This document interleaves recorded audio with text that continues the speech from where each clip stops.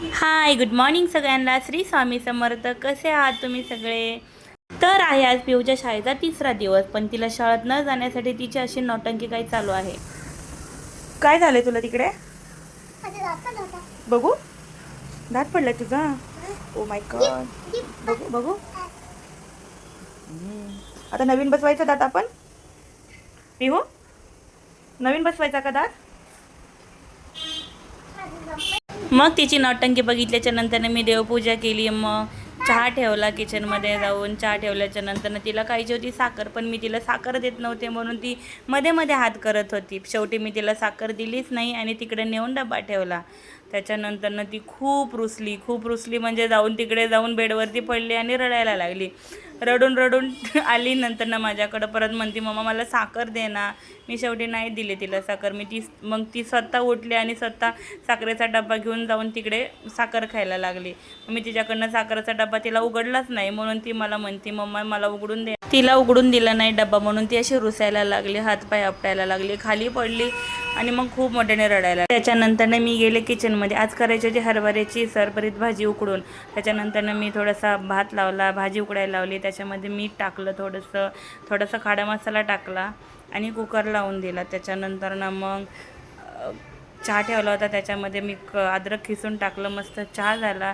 मी चहा दिला आईनला नेऊन. मग चहा पिल्याच्या नंतर आई, पिऊ आणि तिचे पप्पा निघाले शाळेसाठी, तिला शाळेमध्ये सोडवायला. पण तिला तरीही जायचं नव्हतं शाळेमध्ये. म्हणत होती, मला जायचं नाही आहे पप्पा, मला नाही जायचं आहे.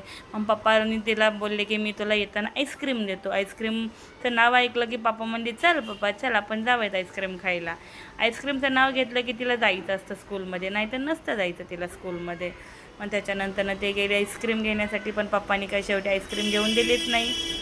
आईस्क्रीम ते बोलले येताना घेऊयात तुला. मग ती कशी बशी तयार झाली.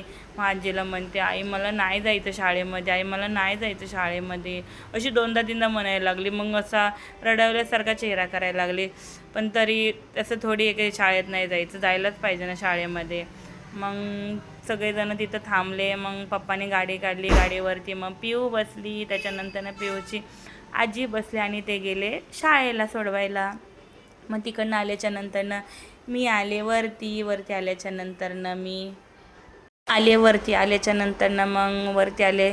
सकाळी सकाळी एवढं कोणी नसतं या रोडवरती, पण जर 7 वाजल्याच्या नंतरनं सारखी गाड्यांचा आवाज चालू असतो आमच्या इथं.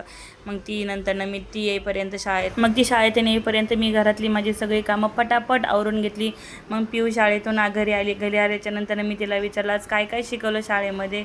तर मला सांगत होती, आज आलू का चालू शिकवलं म्हणा.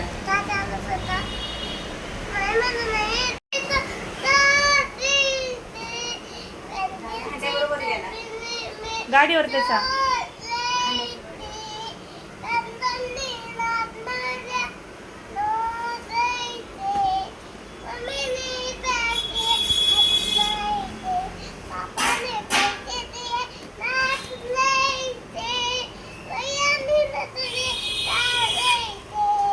मग तिचं गाणं म्हणून झाल्याच्या नंतर तिने घेतला टॉवेलला गोल गोल गोल गुंडळत होती आणि म्हणत होती, मम्मा माझं हे बेबी आहे, माझ्या बेबीला खाऊ दे ना.